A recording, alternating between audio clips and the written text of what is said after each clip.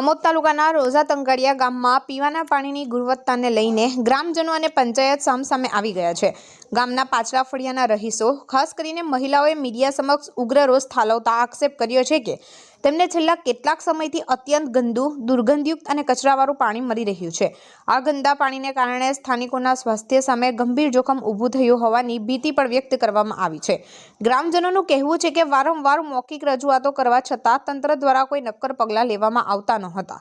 તો બીજી તરફ ગામના સરપંચ ધર્મેન્દ્રભાઈએ આ તમામ આક્ષેપોને નકારી કાઢતા જણાવ્યું હતું કે તેમણે આ બાબતે કોઈ લેખિત રજૂઆત મળી નથી। જો કે વિવાદ ત્યારે વકર્યો જ્યારે એક બાજુ સરપંચ આક્ષેપોનો પાયે વિહોણા ગળાવી રહ્યા હતા અને બીજી તરફ તે જ વિસ્તારમાં પાણીની કુંડી તોડીને તાત્કાલિક નવી પાઇપલાઇન અને વાલ્વ નાખવાની કામગીરી શરૂ કરી દેવામાં આવી હતી। આ ઉતાવળે કરાયેલી કામગીરીને જોઈને જાગૃત નાગરિકો સવાલ ઉઠાવી રહ્યા છે કે જો પાણી શુદ્ધ જ હતું તો પછી અચાનક સમારકામની જરૂર કેમ પડી? ગ્રામજનોની મુખ્ય વ્યથા એ છે કે ગ્રામીણ વિસ્તારોમાં દરેક વ્યક્તિ લેખિત ફરિયાદ કરવા સક્ષમ હોતી નથી, તેથી તંત્રએ મૌખિક કે ટેલિફોનિક ફરિયાદોને પણ ગંભીરતાથી લેવી જોઈએ। હાલ પંચાયત દ્વારા નવી વ્યવસ્થા ઊભી કરવાનો દાવો કરવામાં આવ્યો છે, પરંતુ સ્થાનિકોનું કહેવું છે કે કામગીરી બાદ હજુ પાણી પુરવઠો શરૂ થયો નથી। પાણી આવ્યા પછી જ ખબર પડશે કે સમસ્યાનું કાયમી નિરાકરણ આવ્યું છે કે માત્ર વિવાદને દબાવવાનો પ્રયાસ છે। હાલ તો હજુ આક્ષેપબાજી અને ગંદા પાણીના મુદ્દે સમગ્ર પંથકમાં ચર્ચાએ જોર પકડ્યું છે। રોઝા તંકારિયામાં ગામમાં પીવાના પાણીનો વિવાદ માત્ર સામાજિક સંઘર્ષ નહીં, પરંતુ તેમ લોકોના મૂળભૂત અધિકાર અને સ્વાસ્થ્ય સાથે જોડાયેલો ગંભીર પ્રશ્ન છે। હાલમાં જે રીતે ઉતાવળે સમારકામ કરવામાં આવ્યું છે તે માત્ર સામયિક ઉકેલ કે વિવાદ સમાવવાનો પ્રયાસ ન રહેવો જોઈએ। તંત્રએ આક્ષેપબાજીમાં પડવાને બદલે પાણીના સ્ત્રોતથી લઈને વિતરણ લાઇનનો સુધીનો સંપૂર્ણ તપાસ કરવી જોઈએ, જેથી ભવિષ્યમાં ફરીથી પ્રદૂષિત પાણીની સમસ્યા ઊભી ન થાય। ગ્રામ પંચાયત અને વહીવટી તંત્રએ માત્ર લેખિત રજૂઆતને ટેકનિકલ કારણો આગળ ધરાવવાને બદલે સંવેદનશીલતા દાખવી ગામના દરેક ફળિયામાં શુદ્ધ અને પૂરતું પાણી મળે તેવી મજબૂત વ્યવસ્થા ઊભી કરવી જોઈએ। જાગૃત નાગરિકો અને તંત્ર વચ્ચેનો પરસ્પર સહયોગ જ આ સમસ્યાનો કાયમી અંત લાવી શકે છે અને ગ્રામજનોને બીમારીઓના જોખમથી બચાવી શકે છે। નમસ્કાર મિત્રો, હું મયુર મકવાણા છું। આ હર્ષદભાઈ મારી જોડે સબૂત છે, સરપંચ એવા આપસ લગાવે છે મારી પર કે હું એમની પાસે ગયો નહીં પાણી બાટલ લઈને, અમે જાણ કરીને આ હર્ષદભાઈ સબૂત મેં છે। હર્ષદભાઈ મેં સરપંચને શું કીધેલું બરાબર છે, એ ભાઈ આવેલા પિયુષભાઈ, હું ત્યાં જ હતો। સરપંચને કીધું કે તું આ બોટલ પાણીનો હું ગયો, એમને હું ગયો અને પછી મેં બી હું ગયો અને અજીતભાઈ બી હાથે જ હતા, એમને હું ગયો। પછી સરપંચે એવું કીધું કે મને તો ગંધ લાગતી નથી, મને કે પેલું ક્લોરિનની ગોળીની ગંધ લાગે છે। એટલે પછી આ ભાઈ બોટલ લઈને આંબોદ ડાયરેક્ટ ગયા। સરપંચને કીધું કે આંબોદ જો, તો સરપંચે એવું કીધું કે કશો વાંધો નહીં, જાઓ ભાઈ આંબોદ જવું હોય તો।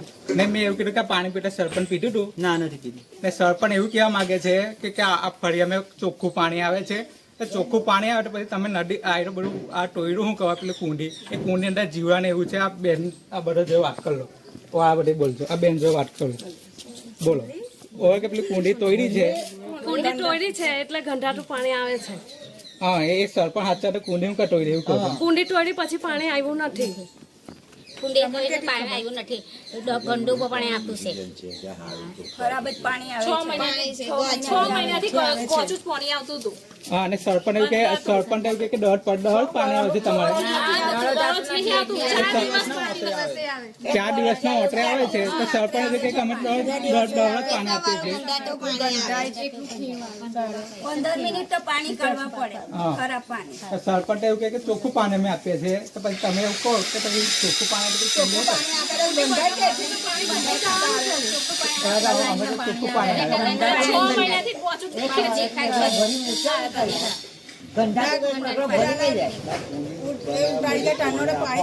કુંડી બનાવ્યા પછી પાણી આપે તો અમને ખબર પડે કે પાણી ચોખ્ખું છે કે કોચું છે, એનું અમે પછી ડિસિઝન લઈશું। આ બધાના ઘર નળે ગંદુ પાણી આવે છે। સરપંચ એવું કહેવા માંગે કે કુંડી તોડી અમે ચોખ્ખું પાણી આવે છે। હું એ કહેવા માંગુ છું કે પછી તમે આવ્યો તોયડું શું કહેવા, એવું તમે કહો કે પછી તોયડું શું કહેવા? તોયડું ને એમને ચોખ્ખું પાણી આવે તોયડું કેમ એવું કહો? પાણી તોડ્યું એ લોકો તમે તોયડું ચોખ્ખું પાણી તમે આપો તો પછી તમે એ બાબતે તોયડું શું કહો? આ બધાના નળે જ આવે છે, પૂછી જુઓ, એટલું ગોળ। હા, ગોચું જ પાણી આવે જમાવું હોય ગમે તે હોય એમાં તો ગોચું જ આવે છે હા આ તો 6 મહિનાથી એવું કોઈ પાણી દિવસ સરપંચ જોવા આવ્યો સમાચારમાં આવેલું પછી સરપંચ જોવા આવ્યો હતો વાત સાચી વિરોધ કરે છે સાચું કરે ને વિરોધ કરે એટલે સિંડી લગાવવાનું કે છે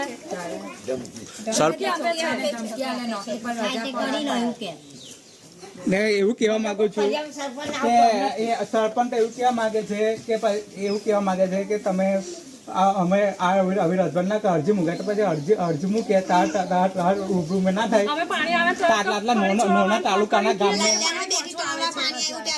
નોના ગામને કોઈને લગતા ના હોય તો કોઈને ના કે અરજી તમે આપણા મોડે તો તમને કે છે કે ભાઈ આવું ગંદુ પાણી આવે છે તો પછી તમે વોટિંગ વખતે એવું કેમ નહીં કહેતા કે તમારે અરજી કરશે તો તમારે આવા છે અરજી વાળે ખોટું કહેવાય આટલું બધું ખોટું કોઈને ના લટકાવવા દો તેના બીજું કઈ જોઈએ નહીં કેવું શું નામ છે તમારું?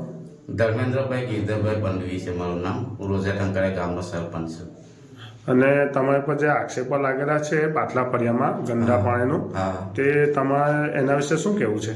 એના વિશે તો ખરેખર મારે એટલું જ કહેવું છે કે આક્ષેપો ખરેખર બહુ ખોટા છે. એની અંદર કોઈ તથ્ય નથી. એમાં આગળ જે 6 મહિના પહેલા જે પ્રશ્ન ઊભો થયો હતો એમાં અમે 200 મીટરની લાઈન એક નાખી છે નવી, અને એના પછી કોઈ પ્રશ્ન ઇસ્યુ થયો જ નથી ઊભો. જે ખરાબ પાણી આવતું હતું તે બંધ થઈ ગયું હતું. અને અત્યારે પણ એ લોકોએ હું જે દિવસે ઘેર નહોતો તે દિવસે ફોન આવ્યો હતો મારા ઉપર, અને મીડિયાવાળા આવ્યા હતા. મીડિયાવાળાને એ લોકોએ બોલાવ્યા હતા. કોઈ અમને લેખિત કે એવી કોઈ રજૂઆત કરી નથી. અને એ ભાઈ જે આક્ષેપ મારી પર મૂક્યો છે કે હું સરપંચ પાસે પાણી લઈને ગયો હતો, સરપંચને પીવાની કીધું, એ ભાઈ મારી પાસે બોટલ લઈને આવ્યો જ નથી, મારી પાસે ઊભો નથી રહ્યો.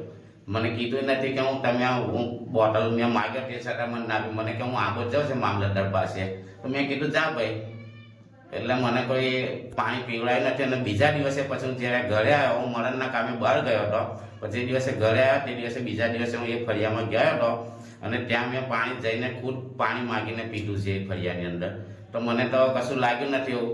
ને બીજું કે વાસમાવાળા સાહેબ પણ ત્યાં હતા, સેમ્પલ પણ અમે ટેસ્ટ કરાવ્યો છે. એ સેમ્પલ લઈ ગયા છે. એ લોકોએ કીધું કે પાણી ચોખ્ખું છે, પીવા લાયક છે. અને હમણાં હાલમાં કામ પૂર્ણ થઈ ગયેલું છે લાઈનનું? હા, અત્યારે લાઈનનો જે વાલ હતો એ વાલ પણ અમે નાબૂદ કરી દીધો છે. જે જૂનો વાલ હતો એ અત્યારે નવો વાલ નાખી દીધો છે ત્યાં આગળ, અને પાણી પણ ચોખ્ખું આવે છે.